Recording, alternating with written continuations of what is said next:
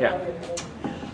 Hello, my name is Nalini Nadkarni. I'm the director for the Center for Science and Math Education here at the University of Utah. And although the agenda says that we're going to be starting to give these presentations on centers at 7 o'clock, we thought since people seem to have gotten here and settled in and put up their beautiful posters and eaten all they need and actually cleaned up their tables, that we'd go ahead and start. And I think that we have everybody here except one person who will, the note taker is going to be coming a little bit later. So we decided to go ahead and start. And this is also because there's a very special thing that's happening today, which is the solar eclipse, the lunar eclipse. So that apparently, the best time to see that is at 7:31 tonight. So if we can dash through these, there's incentive to go quickly. We'll be able to go ahead, and Emily brought a few of those special glasses that doesn't burn your eyeball out, and we can use pinhole cameras, and we have physicists here as well. So we have several physicists here. Tino is also a physicist. So I want to welcome you. We have just, I can't tell you how excited I and all of my staff are in terms of convening this first national conference for the Centers for Science and Math Education. In some ways, I feel that we're kind of strangers to each other. Many of us have never met people from outside our own center. We have unique programs, and we have come from all across the country. But I think in other ways, we are really already brothers and sisters. We share a common goal of trying to enhance and elevate the level of science and math education in our country through a variety of means, and we have a common quest to improve science and math education. As we were getting ready, as the folks in our center were getting ready for this conference, I felt that we were sort of preparing for a first date. And I don't know about all of you, but for us, we were making sure our poster looked as good as possible. We were sort of proverbially, crimping our metaphorial hair and putting our best clothes on. We wanted to make sure that our presentation could be as best as possible. We were anticipating meeting comparable spirits, people who follow what we are doing as well, of having meaningful conversations, of creating fertile common ground for what might arise in the future, for possible engagement, and even giving birth to, in the future, to some collaborative projects involving science and math education. And anticipating really that perhaps we would create a sense of family with the people who have come here together for the next 2.5 days. And I think such anticipation is not surprising. After all, humans are a very tribal group, a very tribal species, both in our personal and our professional lives. We love conversations, we love making connections, we love having rituals and having inductions and the kinds of things that tribes do. And I know that when I came here from the Evergreen State College just about 6 months ago, I'm an ecologist, I study forests and trees, and I know that I belong to a number of professional organizations because I'm part of that tribe of other people who study ecology. I'm a member of the Ecological Society of America, of the Society for Conservation Biology, and the International Canopy Network. And I appreciate my membership in those societies because they provide me with a sense of collective strength that I get that goes beyond what I can do as a single forest ecologist. There's the possibility for advocacy that I get when I join my professional membership, a sense of connection to other people who share common interests. And so when I came here to the Center for Science and Math Education last September, I asked my colleagues, my staff, and I said, so which conference do we go to every year? So which membership do I sign up for as being a member of a Center for Science and Math Education? And I was met with silence. There really is no organization that captures the folks who are working in Centers for Science and Math Education. And I was surprised at this because, first of all, I learned that there are over 60 Centers for Science and Math Education across the country. Secondly, because centers really fill, I think, a unique niche in this world of science and math education, something that the departments don't do, that offices of education don't necessarily do, that departments of science don't do, that we really fulfill a unique niche. So I felt that to start filling this void, this apparent vacuum in terms of there being no such organization, that a first step in sort of constructing this tribe would be to organize a conference that would bring folks from around the country together. And that is what we have done for the next 2.5 days. And we hope that it will be a very positive experience in terms of, first of all, introducing ourselves and what we do to each other. Secondly, stimulating the improvement of existing programs that we're already doing. Third, discussing mutual needs and challenges that we face when we do the work that Centers for Science and Math Education do. And finally, setting out a groundwork for potential collaborative projects, proposals, and publications that we might carry out in the future. Before we sort of start off on the first of these, which is to do presentations of our own individual centers, I'd like to give a round of thanks, sincere thanks to the people who have worked very hard to make this conference work so well. Maggie Cummings in the pink and the white there has really been the champion of this and has worked through the intellectual and the logistics and the interactions in terms of making this a really fabulous conference.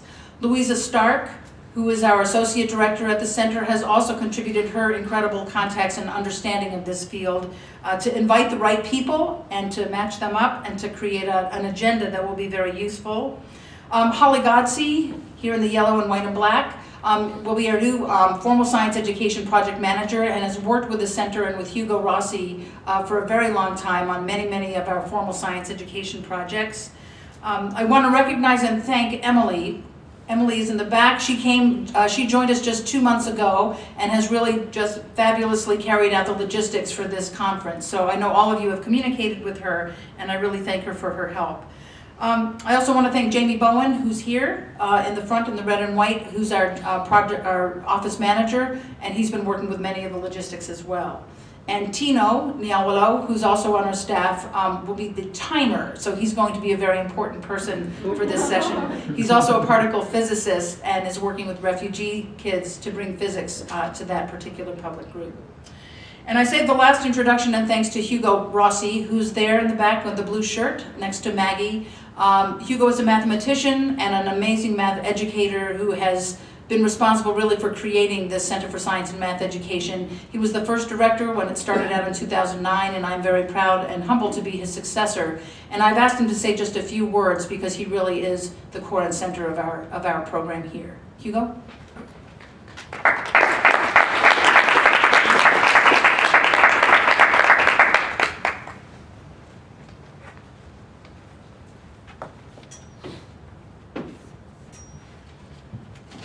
Nalini, don't call me an amazing math educator in this crowd. It's a lot of competition here.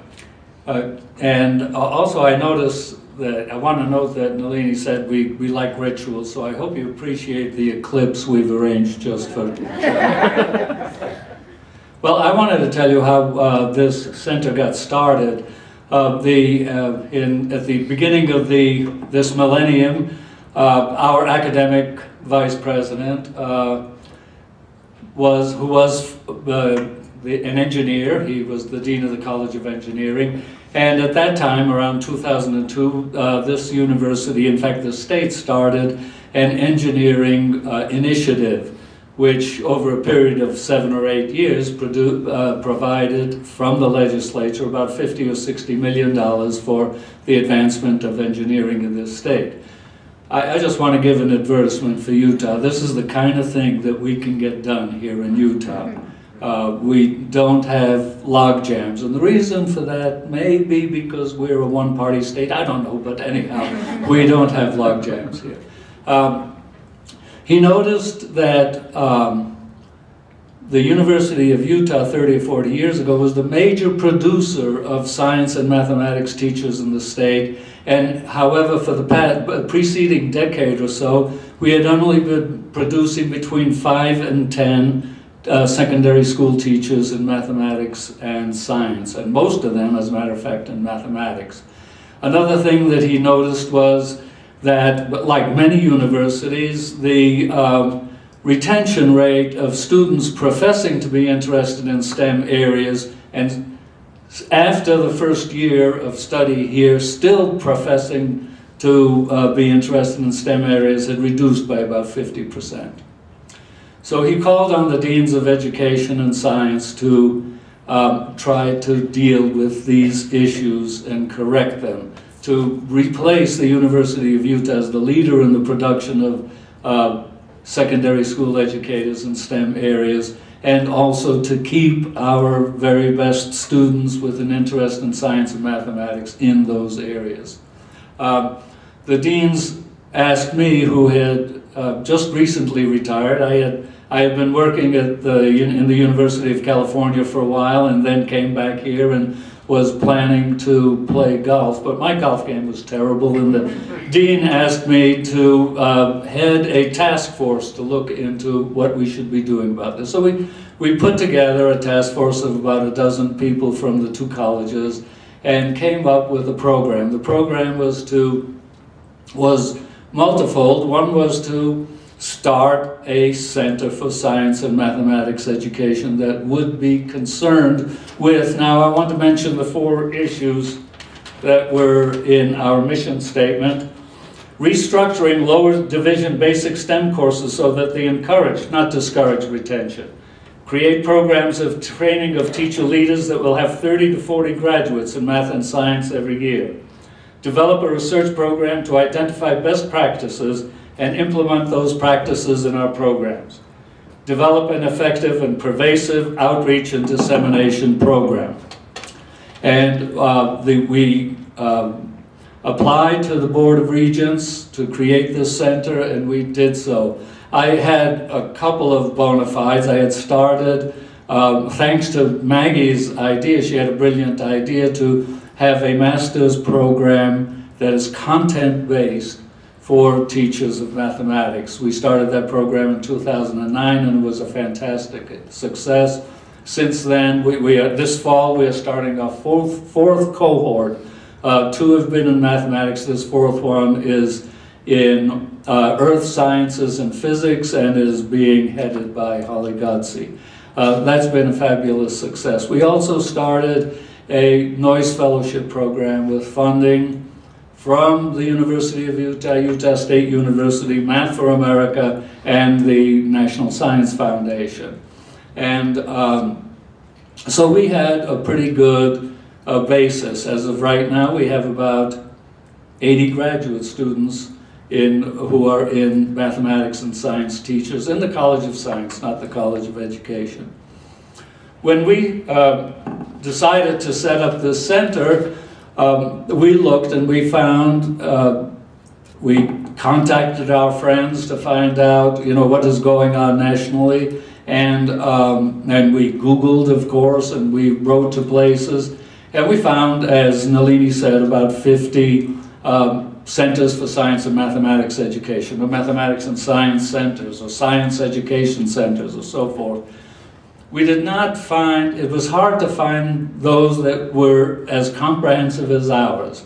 Math and science, first of all, focused on undergraduate education, on preparation of teachers, on research and best practices, and outreach. And, but we figured, again, because we're a small state and pretty cocky, that we'd be able to do this.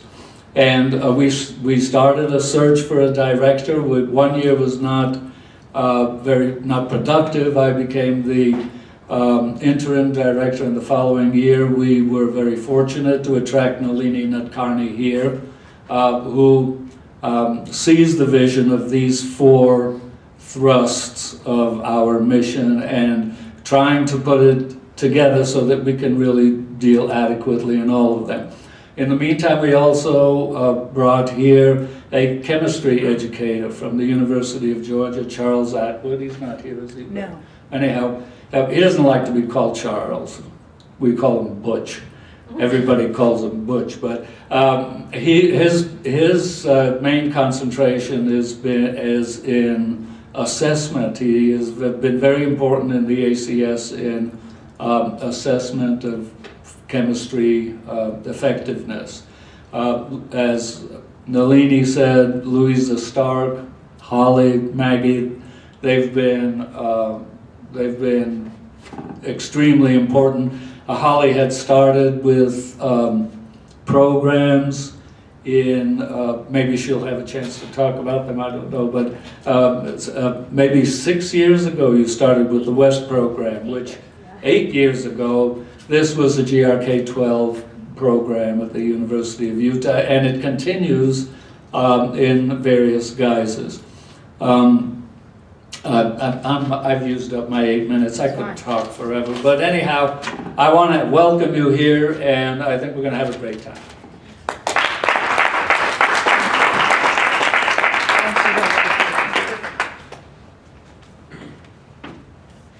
Okay, so the wonderful activity for this evening is going to be to listen to and present individual Centers for Science and Math Education, their programs, their challenges.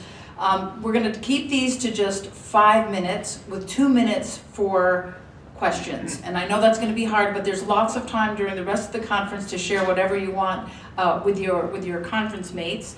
I want to just introduce Tino, who is going to let you know that when you have 1 minute left, you will get a sign that says 1 minute left. And when your time is up, your time is up.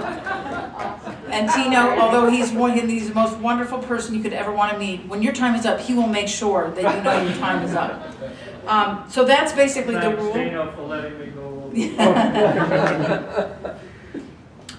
So our first group will be, I won't introduce you by name, you can introduce yourself, is coming from Arizona State University.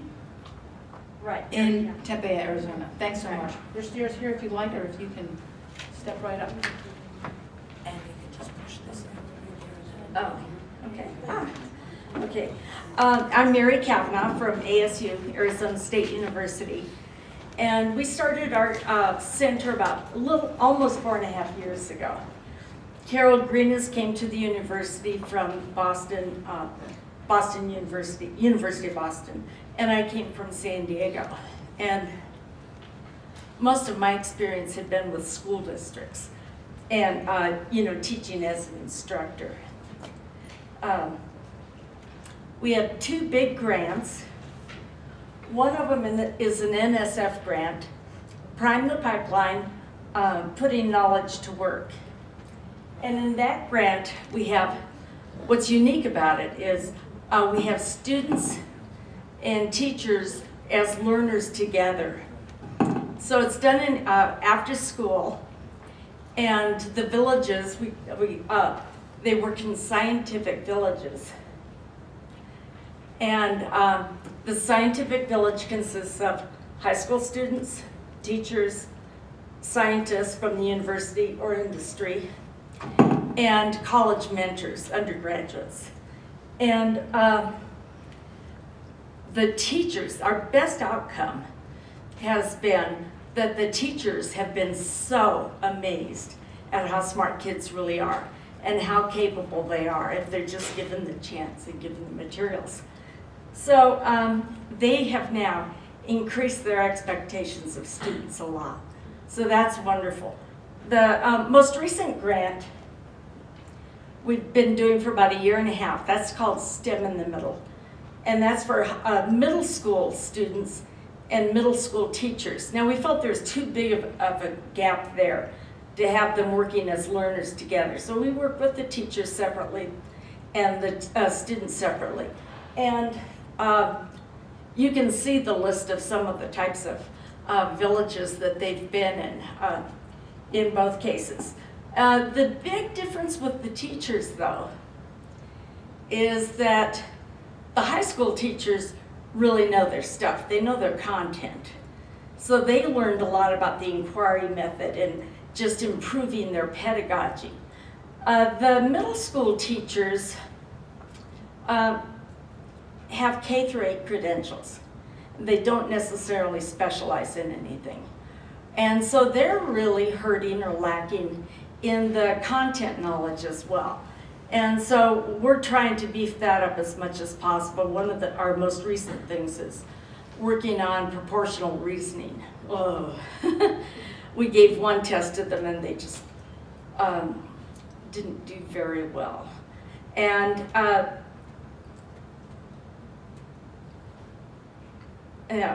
we've, then another thing that we did is we gave them we gave the teachers and the students in the high school group this test on linearity in algebra, 7 questions.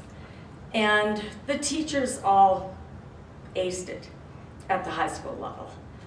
And one of the things we asked, though, was rank order how you think, which are the easiest to the hardest problems for your students. And then we have the students, and that would be from the student's perspective. Then we have the students do the same thing. Rank order what was the hardest for you and what was the easiest. And the results were the absolute opposite, the inverse. And so we tell the, so we let the teachers know this, and the teachers would say, well, I beat that subject to death, or, oh, I taught that topic for 3 months, I can't believe. And, so they learned a lot about what they don't know, about what their kids know. And then with the middle school teachers, they have the same results as far as, the rank ordering and not knowing what their kids know. But the big problem there was that they didn't know the content either. And sometimes the kids scored a lot better than they did. And we've done, we developed flex books for algebraic reasoning for a company called CK12. So now that's open source, so anybody can access algebraic thinking activities for kindergarten, or pre-K actually, through grade 7, 8. And we started a math magazine with really enriching good problems. The first series of issues was for high school, and now we've got a middle school version too. Thank you.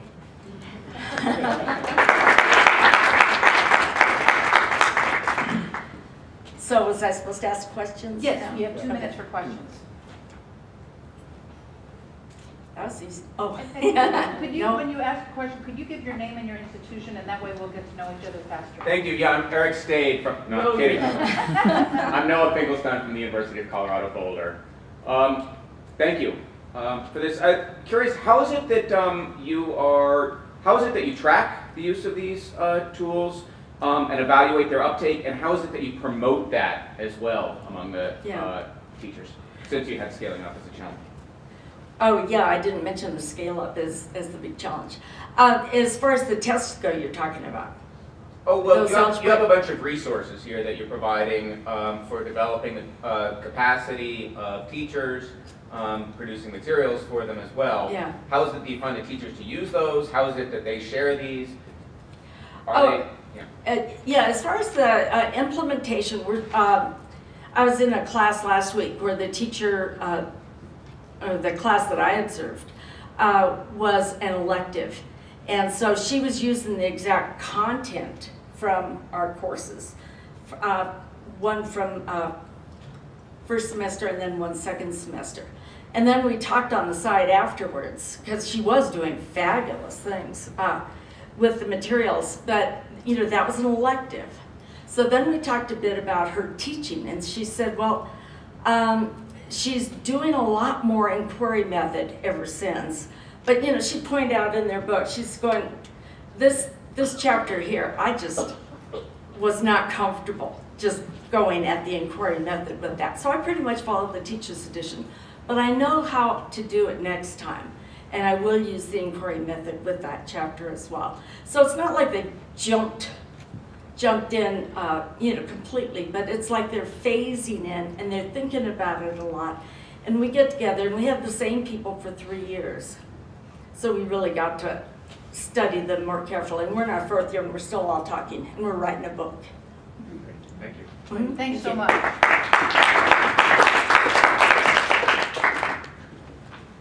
Thank you.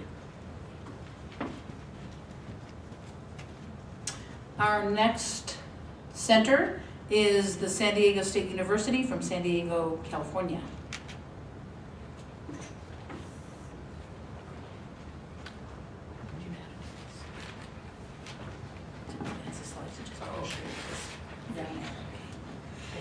My name is Ricardo Nemirovsky. I'm director of the CRIMSI, and the CRIMSI has been created 27 years ago, and it is a partnership between the School of Education and the College of Education and the College of Sciences, like it is here, I think. And is a research-oriented center, so most of the projects that faculty or members of the center run are research on learning mathematics and science. And as a result, there is a big emphasis on, in terms of conferences to go, like AERA is a big event for us, or the meeting for research in science education and so forth. And there are three main groups of work going on in CRIMSI. Then one of them is what we call academic work, and a big part of that is that we run jointly with UC San Diego a joint doctoral program on math and science education. So it's a PhD program for math and science education.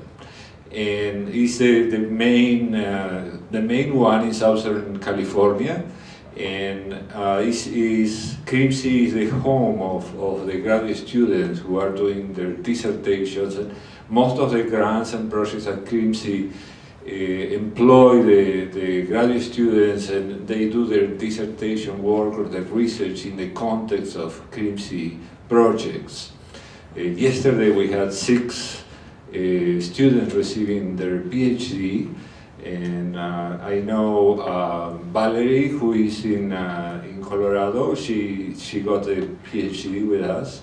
And so there is a big part of the work that has to do with graduate education in science and math learning.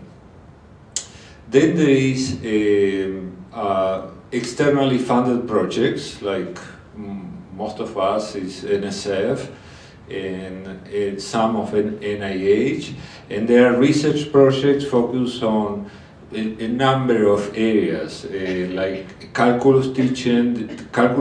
There is a project joined with the Mathematical Association of America, projects that have to do with learning algebra and learning in elementary school, concepts like ratio and proportion, integers.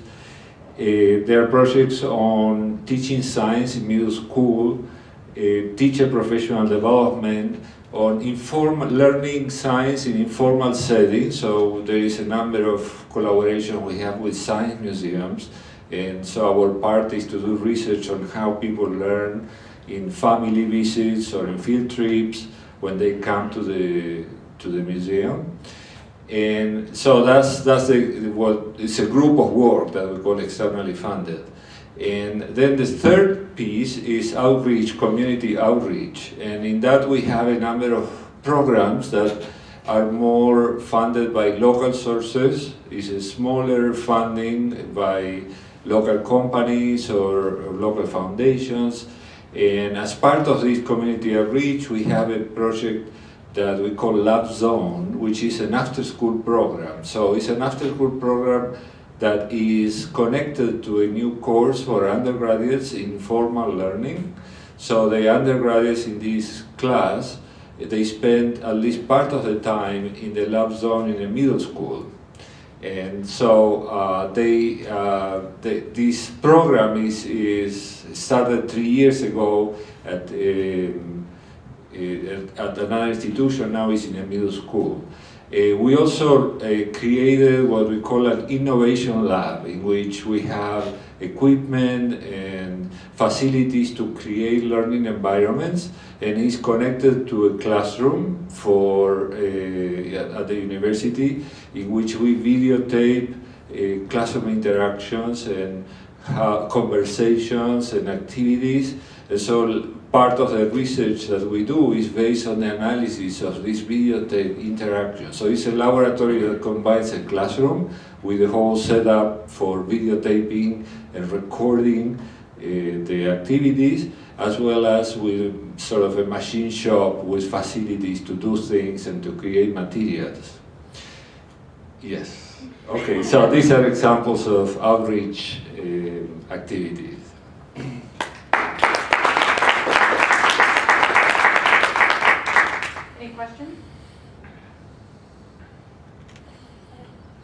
calling? Your undergraduate class that you mentioned, what are the undergraduates in? Is it just a liberal education class that they are taking that they may participate in the after-school program, or? Well, the undergraduates these are students who are, some of them are considering to be teachers, so they will be credentialed teachers and all of that, but it's not a requirement. So one of the things that we study is the extent to which this kind of informal education learning is a motivation for them to become teachers. And so there is more and more interest in incorporating informal learning environments in teacher education. So that's part of the attempt. How many PhD students do you have in STEM? 16. But now we have six less. But there are 3 more coming, so there will be 13 next year. And they come, we have some from abroad, but mostly from different parts of the country. And they take 2 years of classes, both in San Diego State and UC San Diego. And then they have a number, like a general exam, and they do the dissertation. And most of them are in math more than in science, in part because we have more faculty in math ed than in science ed.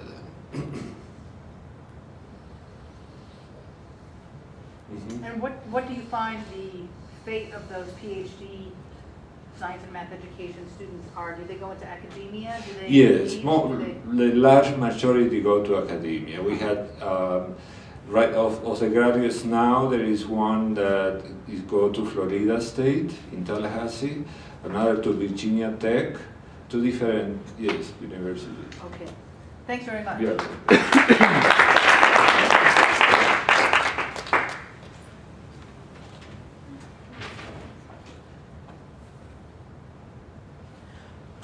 So our next presentation is from University of Colorado Boulder in Boulder, Colorado. Sure.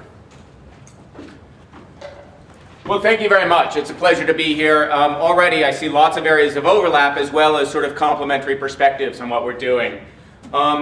So I'm Noah Finkelstein, and that is actually Eric Stade, who will never be outdone for his shoes. And he's a tremendous colleague. So we are in the midst of actually building a Center for STEM Learning at the University of Colorado. We are not yet an official center of the university. We have an official organization, and we've been running for 4 years now through an NSF grant. And these are the directors of the program right now. You'll see that we have a wide array of people spanning from engineering, arts and sciences, and education. And we really seek to establish ourselves as a national resource for science, technology, engineering, math, research, as well as reform or transformation along the way. We see we've been working for the last decade actively in STEM educational transformation, improving our own undergraduate courses to make sure, especially as the AAU, Association of American Universities, American Association of University calls out in their STEM education initiative now to really transform the first 2 years for recruitment and retention, to reduce actually the attrition rates here, but also then to recruit future teachers so that they transform their K-12 classrooms as well, and we partner with the classrooms along the way. So we see ourselves as a transformational environment for P20 education, or actually get us going in a couple of years, womb to tomb STEM education. We see this as deeply coupled with teacher preparation, both for future faculty at the university, for current faculty at the university, if we're allowed to teach old dogs new tricks, and particularly with a strong emphasis on the recruitment, preparation, and support of K-12 teachers here.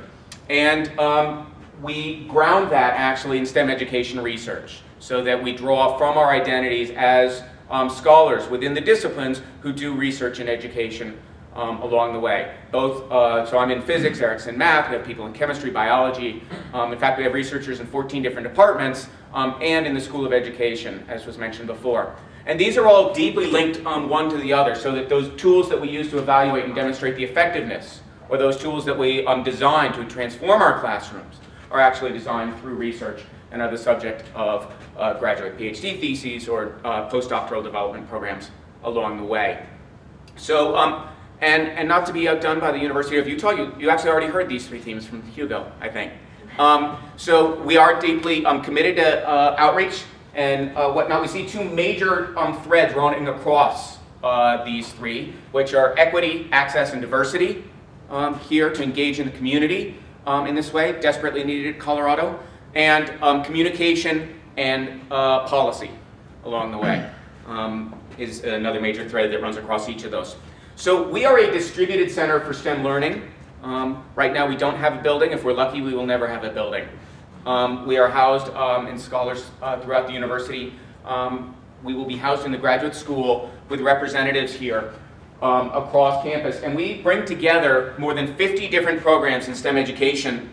Oh, this is a little formatting issue here of Mac PC. Anyway, more than 50 different programs across 4 colleges. Arts and Sciences, Engineering, Education, and the Graduate School are all participant colleges in here. And nationally leading programs like the Colorado Learning Assistant Program or the Science Education Initiative started by Carl Wyman there. These are all sort of constituent affiliate programs that get brought together in a network of activities here. Very importantly behind this, the principal investigators, the directors of this, the executive board, is the chancellor, the provost, the deans from each of these schools. We have active educational programs across 50 different departments and programs now that are running. We have dozens of PhDs that have been directly supported through this center in the last 4 years. The first astronomy education research PhD in the history of the University of Colorado was supported through our center efforts. Hundreds of faculty gather every year through this. We have weekly seminar meetings for faculty. Thousands of undergraduates, I would actually dare say tens of thousands of undergraduates. And model programs such as the Learning Assistant Program replicated across the country. A challenge and a half is how is it that we can pay for the hidden cost of communication, coordinating among these national centers if we are to create a new culture here of this? How is it that we support that? How is it that we externalize the cost of that? And then the other is how do we move from a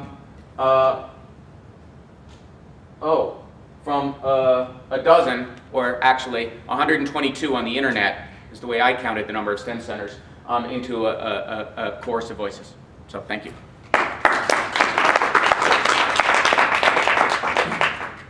Questions for Noah? Yes. You said you're trying to impact education at the university level. Yes. What exactly, be a little bit more specific on that. Well, in a very concrete way, we have transformed, I'm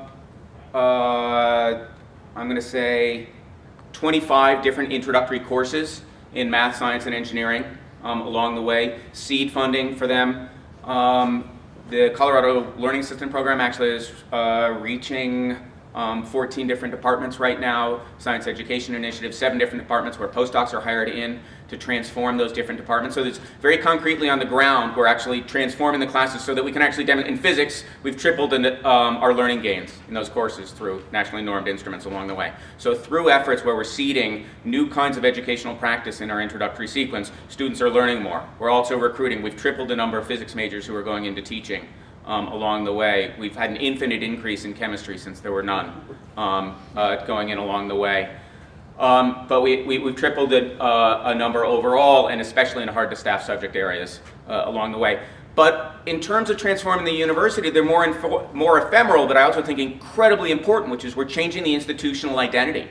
So here's where a major research institution and the chancellor will not give a talk out in public without mentioning STEM education right now. That's incredibly important. He's a principal investigator of this project and takes this deep into his sense of identity. So that this is actually one of, I don't know, maybe not ephemeral, maybe concrete, one of 4 major capital campaign issues now is education and transformation, which I don't know that education would have been. And the lead among, in that foundation effort now is STEM education.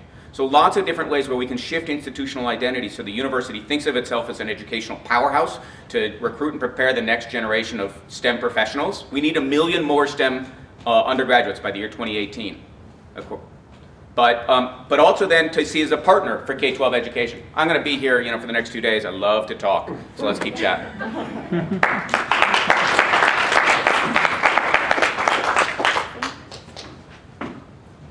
And we have pens. If anybody wants pens. Great. Our next group is the Georgia Institute of Technology, GIT, from Atlanta, Georgia.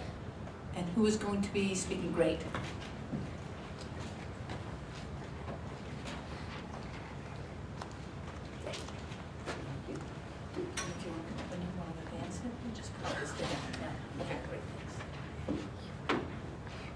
Okay, I'm Marian Usselman. I'm Associate Director of Seismic, which is the way we pronounce our Center for Education Integrating Math, Science, and Computing.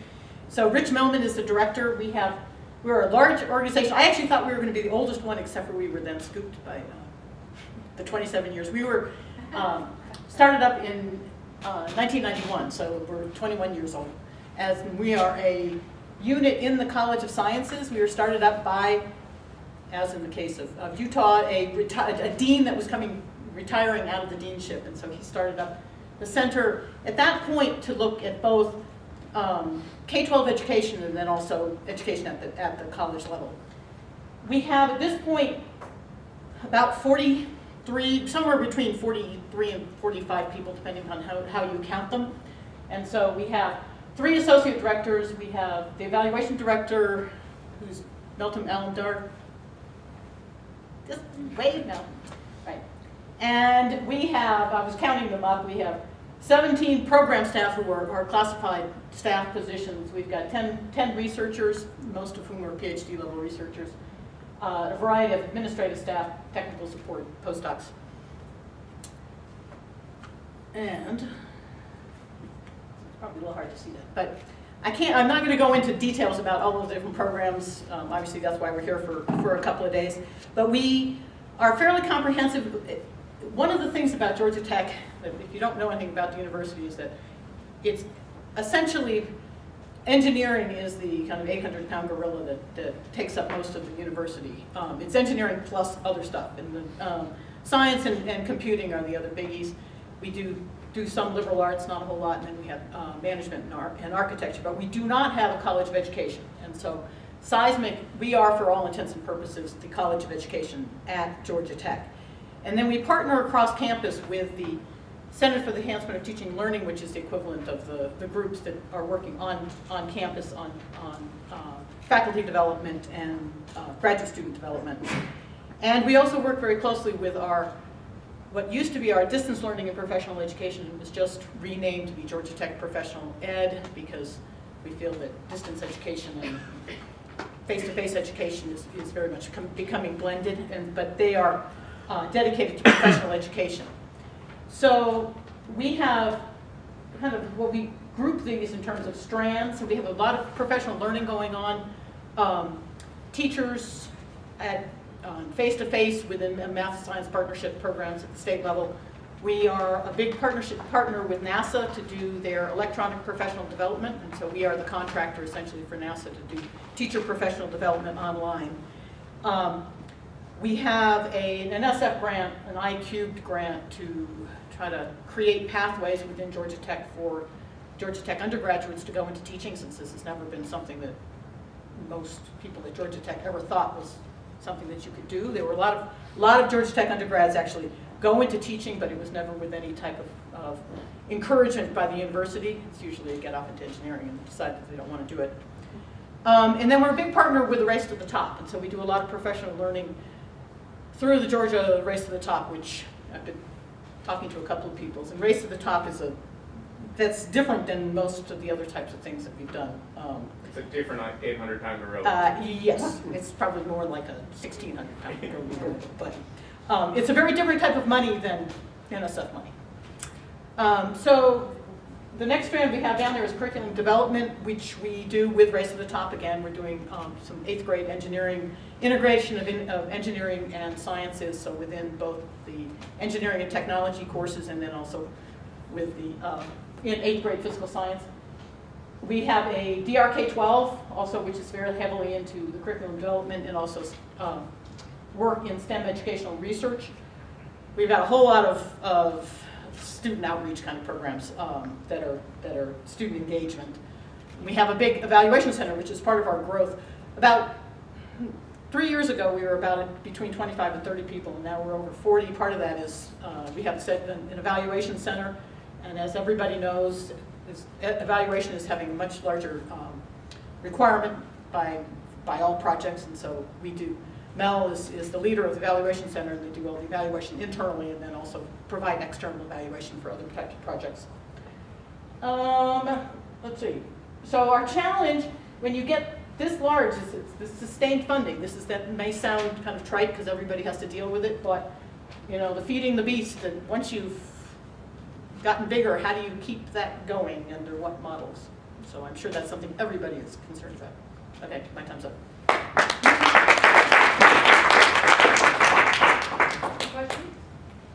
No? So thank you. Well, I want to find out how our former chancellor, your new president, Yes. is doing. He's doing great, and he taught high school physics, and Yeah? he was the STEM teacher, I think, or what, you know. That's tremendous.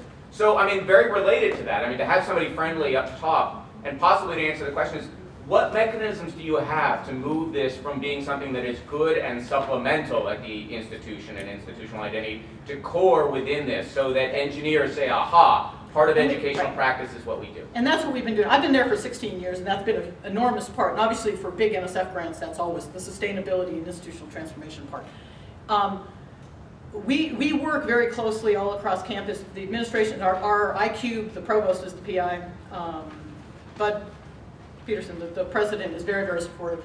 For us, the acceptance of teaching as being something that's a valued career is where we're really trying to push. And also the fact that faculty have a responsibility towards seed corn, and this has been we've seen over the last 10 years a remarkable transformation within tech on that.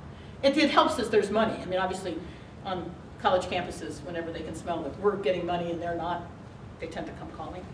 But it's a change in culture. You're right. It needs to go on. Do you get any financial support from the university? We do. We actually, which is a critical part in order to be maintained. But we get about $700,000 a year from the College of Sciences. But 20 years ago, that was most of what would support the whole place. Now we have. Well, and one of the concerns about sustaining the funding is that in 2 years' time, we have about $15 million that's going off a cliff. And so that amount of money seems like a lot until it is actually having to support all of the administrative staff and everything that goes on. So, but it is absolutely critical to the maintenance of these centers. Great.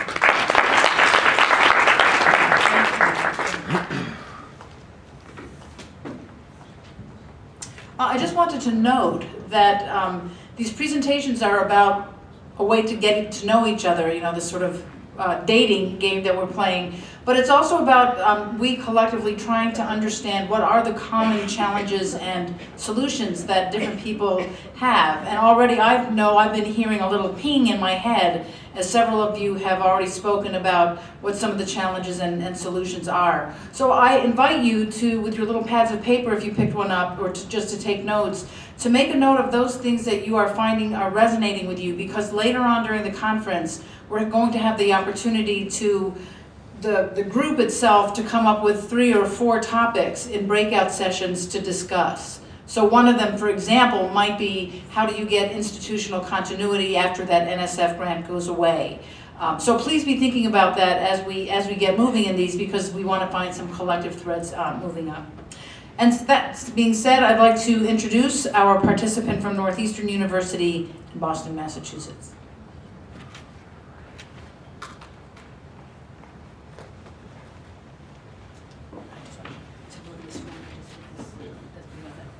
You will soon find out that I'm from Boston. You can guess that from my accent, I'm sure.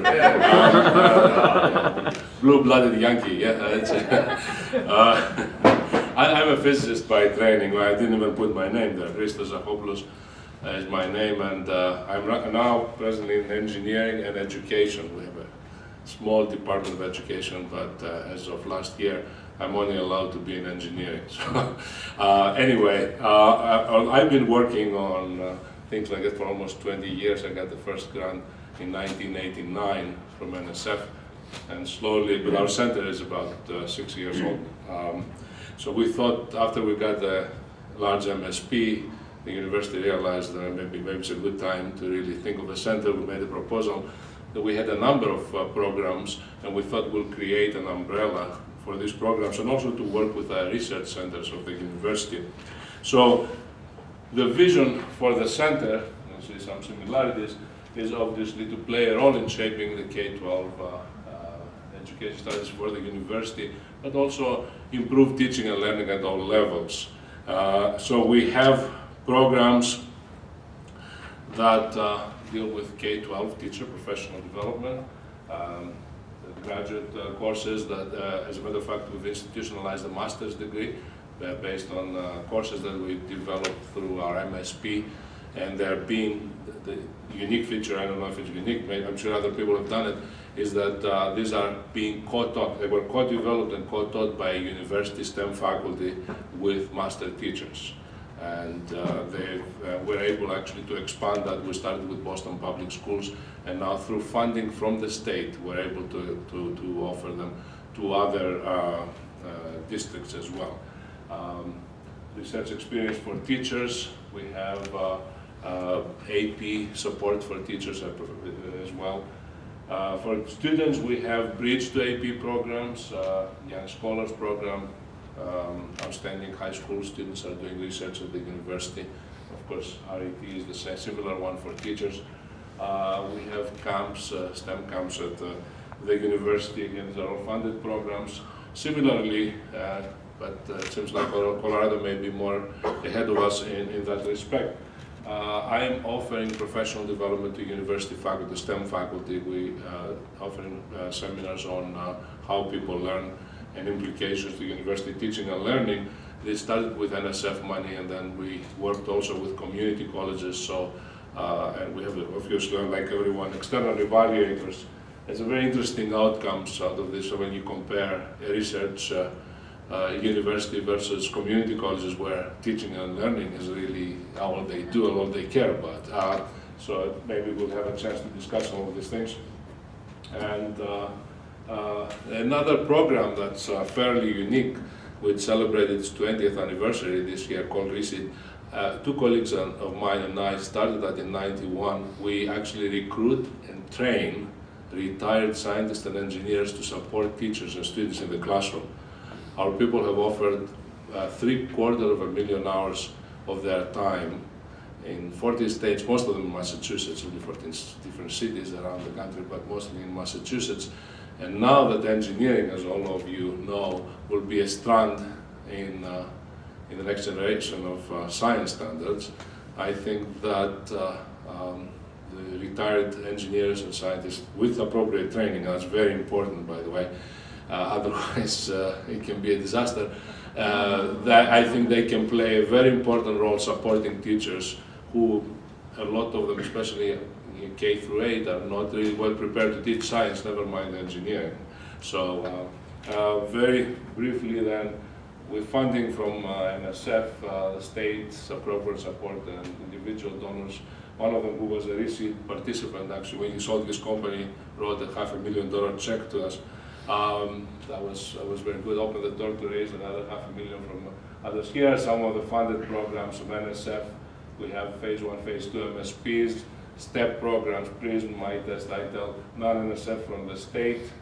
This is I have a brochure that explains there's a few more things about this. And the challenge is really what we talked about and what I asked earlier. The university does give us about $150,000. 50,000 goes towards 50% of somebody's salary, but the problem is that every year I don't know if I will get the money the following year, creating certain uncertainty. And our large MSP is going to drop off the phase 1, we have phase 2. So this is a challenge. Thank you. Any questions, comments? Yes. So, my father is a retired chemist who went to work with third graders in a classroom. You mentioned the Yes. program. He had no training, and he was probably one of the disasters that you're talking about. So what kinds of things do you do to get those people to communicate with the... Actually, yes, engineers have a tendency, okay, what's the problem? Let's find a solution, okay? So the first thing is to put them in position of learners, model some good teaching, bring the communities with which they will work together with them so they become familiar with what good teaching and learning is all about. Not to give the answers, but ask the right questions. Then we familiarize them with the curriculum of the district they go to. We suggest that they go and observe the classroom first, become familiar with it. We help them, we have meetings often. So we offer 30 hours of training before they go into the classroom. We encourage them to work together because they work offline. And then we don't prepare them. They're not substitute teachers. They're there to support the teachers in the classroom. We don't teach them classroom management. We don't, I wish we in the 30 hours we can turn them into teachers. I wish I knew how to do that. But they're there to support the teachers. The more they learn, the more sometimes they co-teach some of it. But the idea is to help the teachers offline, online, and be able to interact with the students more effectively, not giving the answers. And by the way, engineers realize that education is a system with infinite number of variables you cannot control. So not only has an infinite number of solutions, but some are very difficult to find. I know, at least I remember in the country I come from, whenever they wanted a minister to fail, they gave him the Department of Education. So you know, education is always a very difficult problem to solve. There's a quote. Oh, my time is Okay, up. great. Thank you. Fantastic. And a representative from Washington University in St. Louis, in Missouri. Is this lighting better? Can people see better? Is it okay for note taking? I just wish you to advance the slide. They just hit that bump, that going down arrow right there. Okay. And that's exactly right. Hello, I'm Victoria May, and I'm at Washington University, and we are in St. Louis, not Seattle. We, I think, are competing with one of the longest centers. We started in 1989, and we started with a program that I think Louise worked with us a little bit on. It was on a modern genetics program through the NIH, and we continue that program today. I have a colleague with me, Phyllis Balserzak, Phyllis, right here, and we, I think, decided to start with our challenges. Firstly, we do have a poster here that's, kind of outlines all of our programs, which I'll get to part of those. But one of our challenges is as we design, and I think Noah kind of mentioned and hit on that a little bit, is as you design and you put curriculum on the websites and you try to make it free for all, how do you get them to use and implement that with integrity and really in a way that is connects it to the real problems of the world? And how do you get the authentic implementation of that? Secondly, really thinking about our research agenda. So often we work with National Science Foundation, NIH, and our funders to sort of say what's meaningful to them, what's meaningful to the schools. How do you really design the instruments to capture, the breadth of the short-term and long-term outcomes? We started as a center for science, and it was called Science Outreach when we started in 1989, and we really have evolved over the years. As we got our first math and science project going through the NIH with the MSP, we added the mathematics part of that. But then about 3 years ago, our university really decided that we needed to broaden and really to kind of coordinate all of our efforts throughout the university. So they decided to create the Institute for School Partnership. So we actually have 4 focus areas at this point, one of which is STEM. And some of the programs that we have is The first one is like, how do you take a lasso around all the work that's going on at the university and coordinate that to have leverage in those programs and impacts? We have a K-12 Connections program that works with 350 undergraduates who want to do something meaningful in schools but aren't sure what that is. We work with faculty fellows who, again, have wonderful sorts of programs that they want to take to schools but aren't sure really how to make those connections. We facilitate that and manage that through the Institute for School Partnerships. We focus on a lot of teacher professional development programs. We've had, as I said, 2 math and science partnership awards through NSF. We currently have one that is, the teachers will be coming from all of your states to Washington University for a Master's of Science in Biology. This is our 6th year of that, and it's now being institutionalized into the university. We have Boeing and Monsanto and MasterCard support for a institute math that gives a math certificate, and we have one for a science education certificate. We just graduated a cohort of 52 from a 3-year program last Wednesday. So we also have a number of programs that are really focused on curriculum development with the next generation science standards. We're very interested in really looking at those cross-cutting principles, really thinking about scientific practices and how do we take and really take some good curriculum that teachers are using and really weave that stuff in to make them see the difference in the new standards. Finally, school partnerships. We have paired very closely with our Brown School of Social Work to say, how can we think about ourselves as an anchor institution and really impact the schools in our region where they need it the most. And so we have a number of programs on team leadership. We are working with embedded professional development in those schools. We have 3 staff people who are in our partner schools every week, really kind of embedding what we've learned over the last 22 years into, taking that to a school setting. And we're learning a lot. How to do research practitioner partnerships is real tricky, but I think we're making, it's the right direction to go. Okay.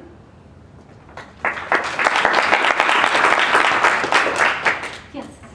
Virginia Shepherd from Vanderbilt. How do you partner with the medical center, and do you?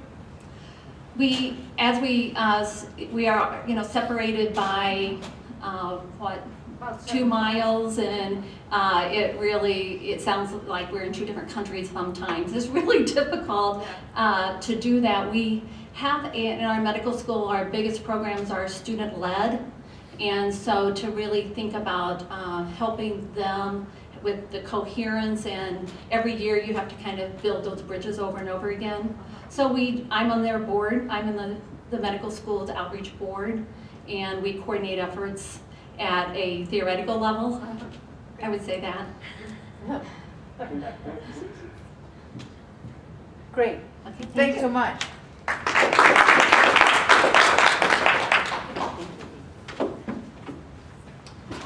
It is very close to the total eclipse, so I suggest that we take just a few minutes. Emily, you have a couple of those glasses. And pick up again with the University of Nebraska. And I believe we have Jim Lewis presenting from Lincoln, Nebraska.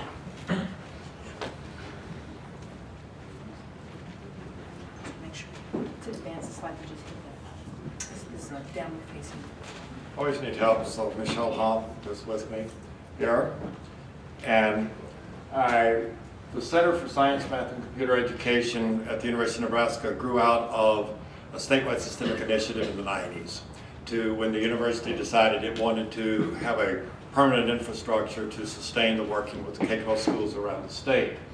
If we would state our mission, it's primarily to be a national model for a research university where math, science, and teacher education faculty partner with K-12 teachers to improve STEM education.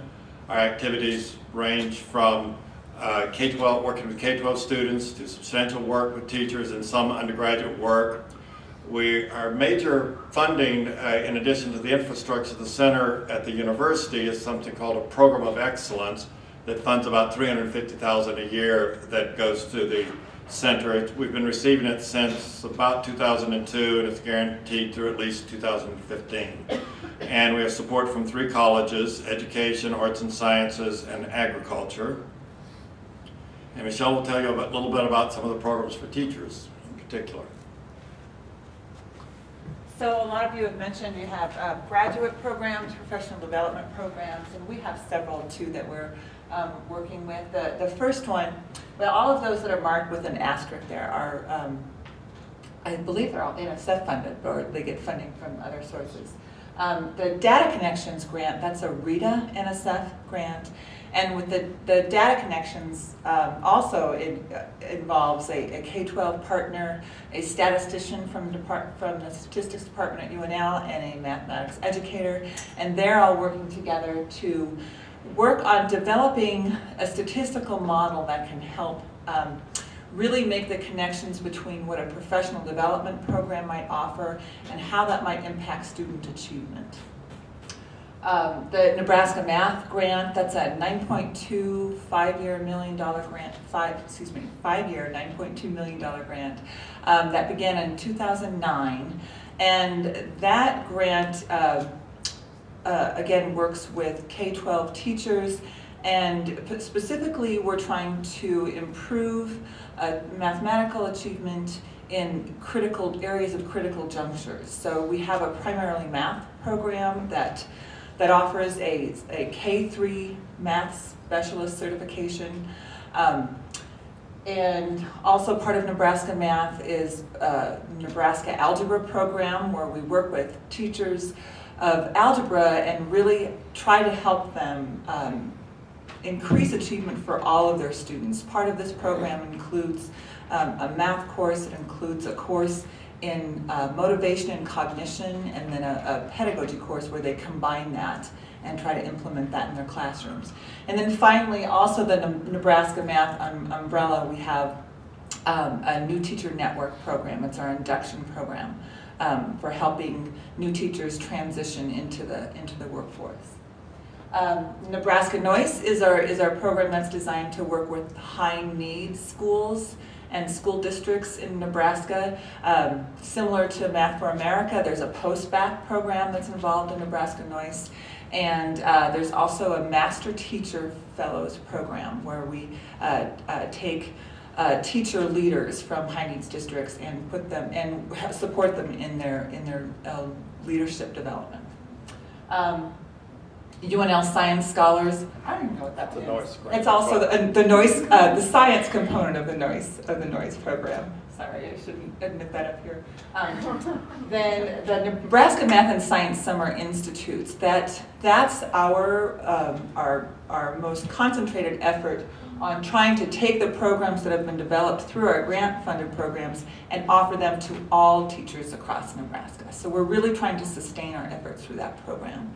Our undergraduate education programs, we have a testing center that the center supports. Faculty on the university can use that testing center, the computers, to offer some of their testing. We have an astronomer that works, that's one of the faculty members that works at the center, and he has developed some really highly interactive programs. And so that's what the Astronomy Output Project, as well as the Class Action program is. They're highly interactive programs that involve simulations and encourage productive conversations surrounding astronomy in the classroom. And we also have other grants that support things such as a conference every year for undergraduate women who are interested in research in mathematics, and over 250 women have been coming on for about 15 years. So a lot of NSF grants. Key challenge, obtaining adequate financial support for infrastructure costs.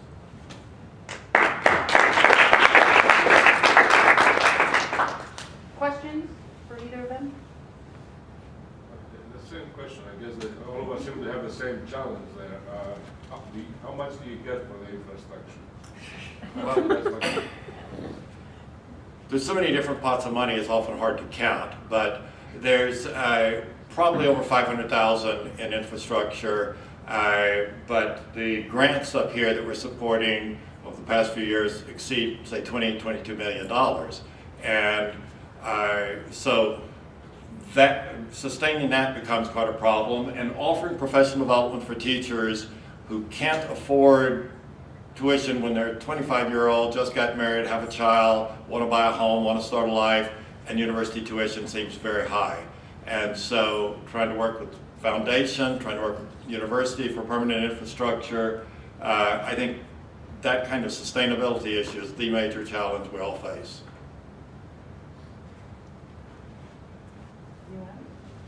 Thanks again.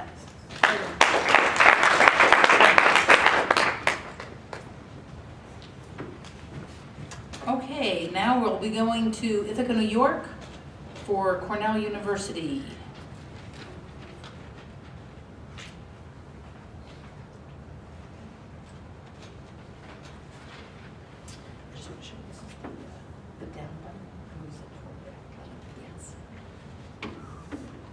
Hi, I'm Nancy Troutman. I'm Director of Education at the Lab of Ornithology. And I think in some ways it's really different from the centers you all are talking about, and in some ways it's similar. So let me explain that a little bit. This Lab of Ornithology is close to 100 years old. It was started by the first ornithology professor at Cornell, who had a real passion for educating the public as well as his students.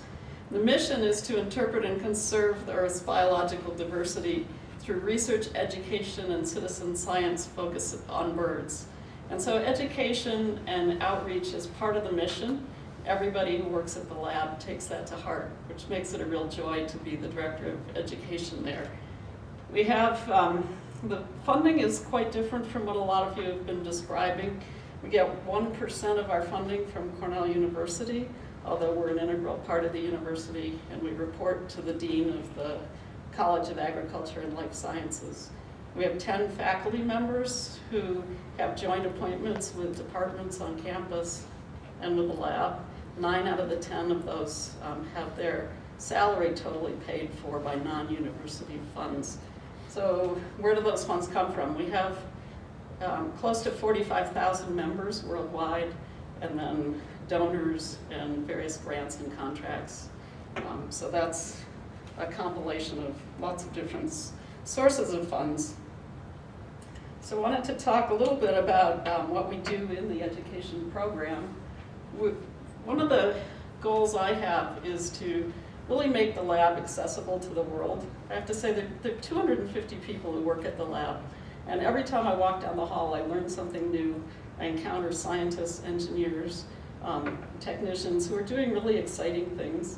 And what I'm trying to do is get that out so that people can use it in educational settings, both in formal and in informal education.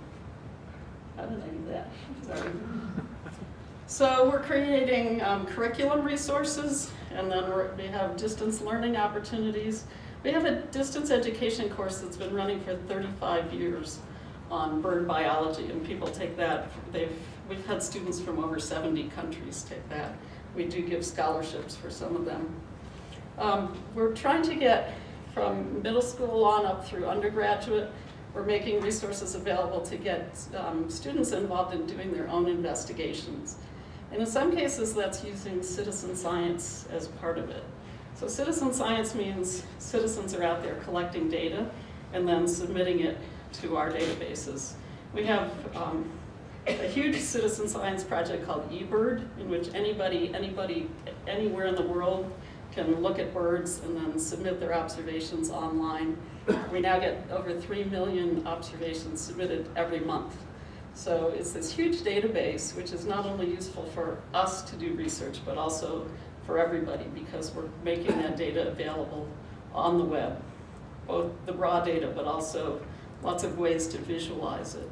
So to me, that's really exciting, and I'm trying to help middle school teachers, high school teachers, and undergraduate faculty engage their students in using those kinds of resources to do exciting new kinds of research. So I wanted to say that, to me, our biggest challenge is how to reach a broad audience while also inspiring deep, reform-based teaching and learning. Because we know when we're working up close and personally with teachers, we can get them to change the way they teach.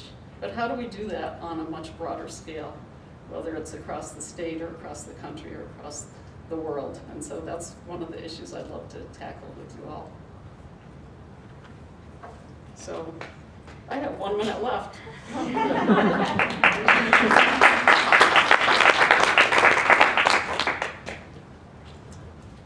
Yes, Noah.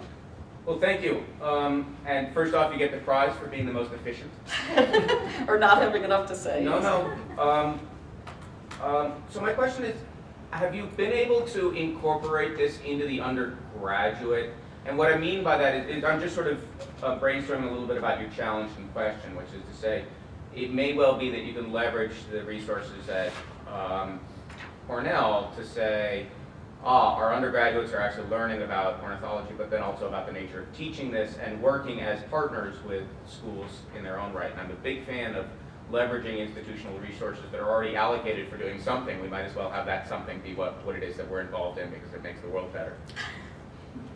So we work with the faculty who are part of the lab to incorporate our resources into their teaching. I would say that we haven't been real effective in influencing teaching across Cornell as much as we have in influencing faculty across the country who are teaching either ornithology or teaching intro biology and using the resources that we produce.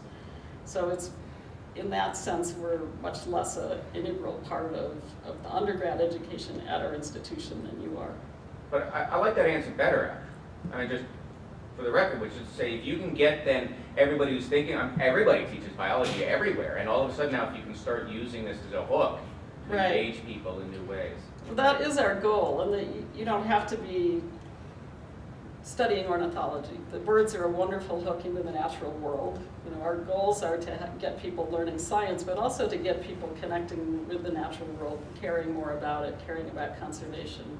And then also learning mathematics through these kinds of graphs and the immense data collections that we have. There's just all kinds of exciting math that you can do that help you learn science along the way. So integrating all those different topics, I think, is also a challenge, but also an exciting opportunity. Yeah. I was curious which, like conferences, teacher conferences and things like that you attend? So we go to National Science Teachers Association every year and we do a booth there. That's the main one, and then our State Teacher Association conference as well. We've gone to some others. I've gone to ones that are more for the people who work with teacher educators, so NARST and ASTE. Yeah, I was thinking the NSTA and NABT as far as the broad audience reach. Right, yeah. I haven't been to NABT in a while, but somebody on my staff goes every year. Thank you. Okay, thanks.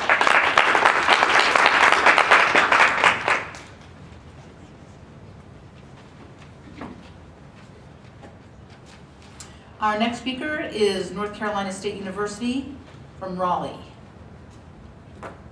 Michelle. Michelle.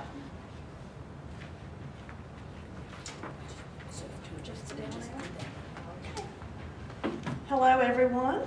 Greetings from North Carolina. I am Michelle Benigno, and I am the director of the Mountain Outreach Office of the Science House of NC State University. You can see a little bit about the Science House. We've been around since 1991, so we're just going to have a competition about who's the oldest. I'm afraid that we didn't win, but it's good to know that a lot of us have been around for a while and still kicking, as we say, right? But our mission is to cultivate and educate and innovate. We want to cultivate the STEM pipeline, and a lot of us have talked about that same idea here tonight, and to improve the quality of teaching and learning in STEM education, so to educate and then to innovate. As we work with our scientists at NC State University, we communicate the scientific research that's going on there, as well as the best practices in education. So the Science House was started under the College of Physical and Mathematical Sciences at the university. And that has given us a unique kind of position because we're not a part of the College of Education. We do have one, and we work closely with them, But we can get monies in a little bit different way than they do, as they work directly with pre-service teachers. A lot of our service is with teachers that are currently in the field teaching. And we can get the IHE monies that they can't necessarily get as an educational institution. So that's one of the good things about the Science House. Also, we work with a lot of the other colleges, even though we were started by the College of Physical and Mathematical Sciences at NC State University. We actually partner with all the colleges and do outreach for education. I would say our biggest mission, our biggest idea is we want to impact change in the nature of scientific literacy within North Carolina. With 100 states, we thought the best way to do that was to spread out from right around the university, Raleigh, which is our state capital, and go into other rural parts of the state. We're a land-grant university, and that fit that mission very well. And we now have 5 outreach offices of the Science House within the state of North Carolina. And like I said, I'm the director of the Mountain Office. And each office has its own unique cultural challenge. And as we try to really impact the nature of STEM education, specifically, we do science, technology, engineering, and math, as you know what STEM means. But changing the nature of how it's taught in the classroom and in a school is a very big mission. You know, it's not something that you can just do a one-shot workshop and call it good. To really impact change and move students toward deeper understanding and move teachers towards a huge paradigm shift, wow, that's really intense. But we have several different ways that we kind of go about that. We have an intense teacher professional development program.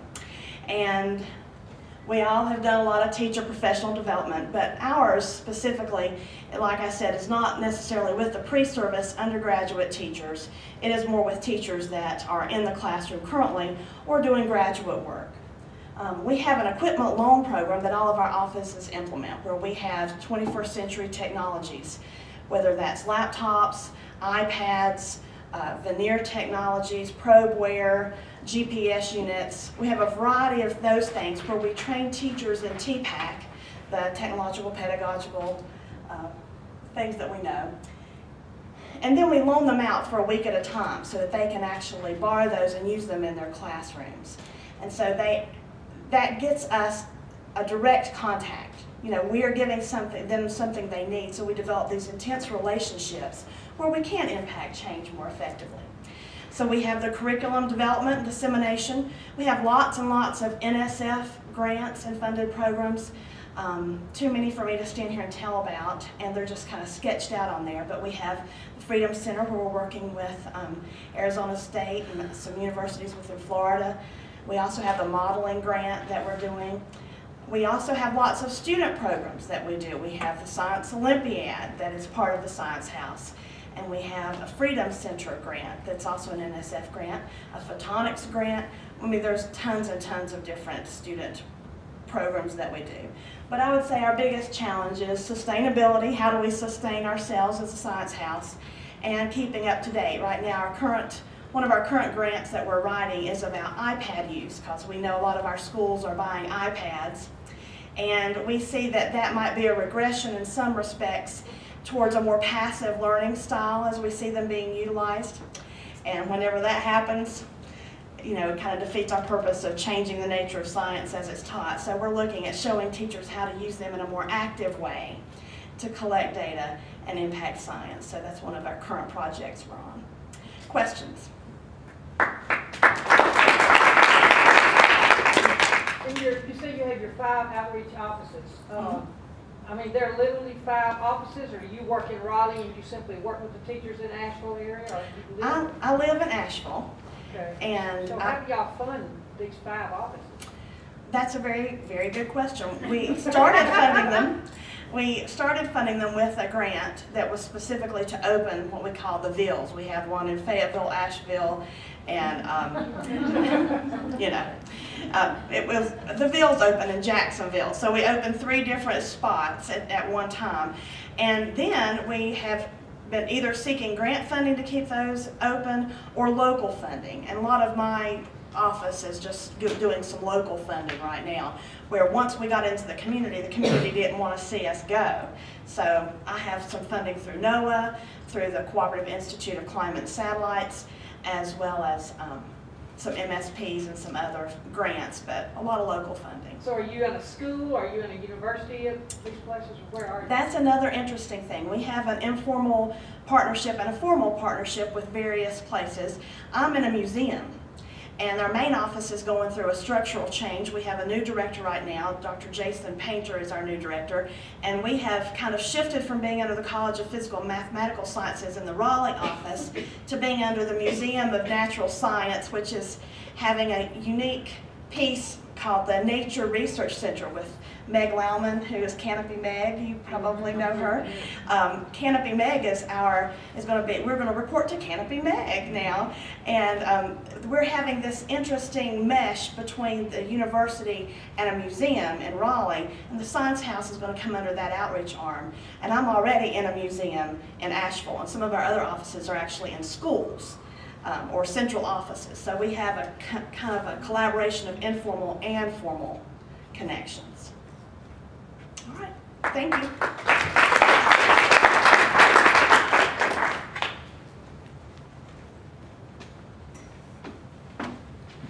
Okay, well, Emily tells me that was number 9, so that's it for tonight in terms of presentations. I'm pretty overwhelmed already in terms of all the stuff that people are doing and all the different ways they're doing it, but we have another 4 tomorrow morning, and I just want to give you a little bit of logistics for tomorrow. We'll be meeting, as you can see from your agenda, we're going to be meeting at 8:30 here, and so if you can please be prompt, we have a big day tomorrow. After the 4 presentations, we'll be taking a little break, and then Louisa Stark, who's Associate Director here at our center, is going to be leading discussions on trying to pull some emerging properties of common challenges and solutions that our centers deal with, and in that way come up with some ideas for breakout sessions where you'll be discussing together what you feel the challenges and solutions are. In the afternoon, we're going to have a very exciting panel discussion about STEM education, bringing in people from Utah and from some other places as well. And so I think you can read through the agenda yourself. Are there any questions in terms of the conference, the content, or the logistics that you might have for us at this point? How many people came from time zones other than Utah? Great. Well, then I would invite you to just relax for the rest of the evening, get a good night's sleep if you'd like to. Go on downtown if you want. The tracks, which is our light rail system, are just not far from here. Did we give any information about restaurants and night spots and so forth? So that's in your packet as well. Okay, great. Well, welcome all of you. I'm really excited about learning and teaching as we go along. Thanks.